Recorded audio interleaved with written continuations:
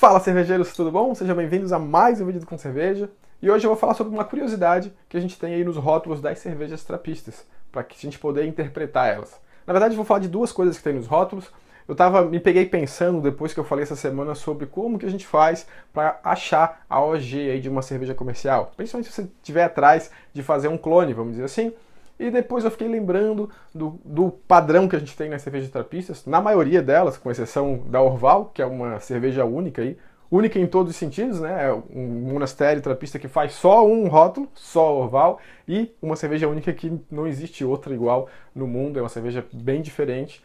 Quem não tomou, já fica aqui, uma dica já fica essa, toma essa cerveja que é fantástica, tá? Mas é o seguinte, eu falei pra vocês essa semana que pra gente descobrir aí qual que era a OG de uma cerveja comercial, bastaria ter o teor alcoólico, que está em todos os rótulos, e também qual que é a FG, mostrei como é que faz para descobrir a FG. Se você não viu, dá uma procurada aqui como saber a OG de uma cerveja comercial, tá? E basicamente, você percebia ali que com esses dois parâmetros, joga na fórmula, tem lá na descrição do vídeo, você consegue saber qual que é a OG da cerveja.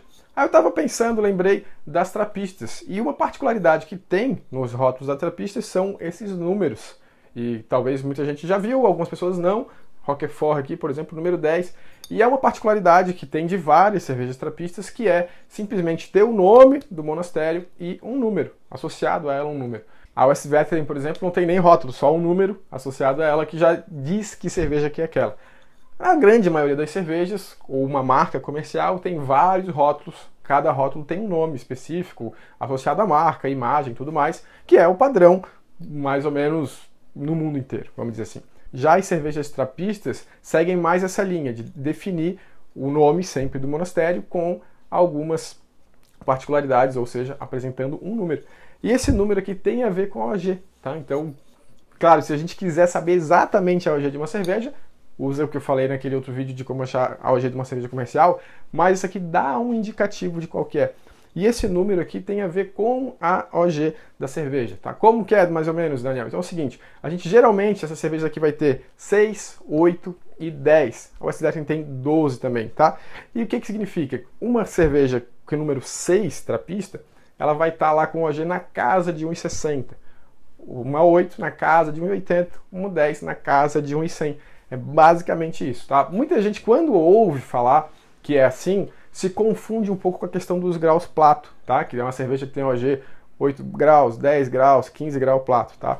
E só para ficar claro, para vocês entenderem aqui, a gente está falando, quando esse número aqui está falando da gravidade, sim, mas em SG, tá? A gente vai pegar os dois, vamos dizer, pega o 1.060, vai diminuir 1 e depois multiplica por 100. Esse é o valor. Então 6 seria uma cerveja com OG de 1,60. Mais ou menos nessa faixa, tá? Pode ser 1,50 e pouco, 1,60 e pouco, por isso não é exatamente a OG, mas é nessa faixa de 1,60. Se fosse pensar em graus Plato, por exemplo, a relação grau Plato e SG é na casa de 4, tá? De 0,04. Cada grau Plato tem 0,04. Se fosse em grau Plato, por exemplo, uma Roquefort 8, se fosse fazer essa associação, ela teria OG de 1,32. Então não é. Fica ligado, a gente está falando de SG com relação a esse número, tá? Então, só uma dica aqui para vocês. Ah, e a outra que eu falei é que essas cervejas trapistas, elas têm esse hexágono aqui, ó, escrito produto autêntico trapista. Só cervejas trapistas podem ter esse selo.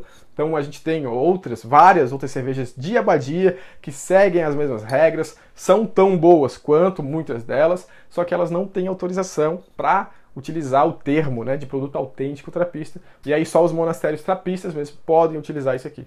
É outra sacadinha aqui com relação ao rótulo das trapistas. Certo? Espero que tenham gostado da dica de hoje. Amanhã a gente está aqui de volta com mais uma sacada. Tchau, tchau!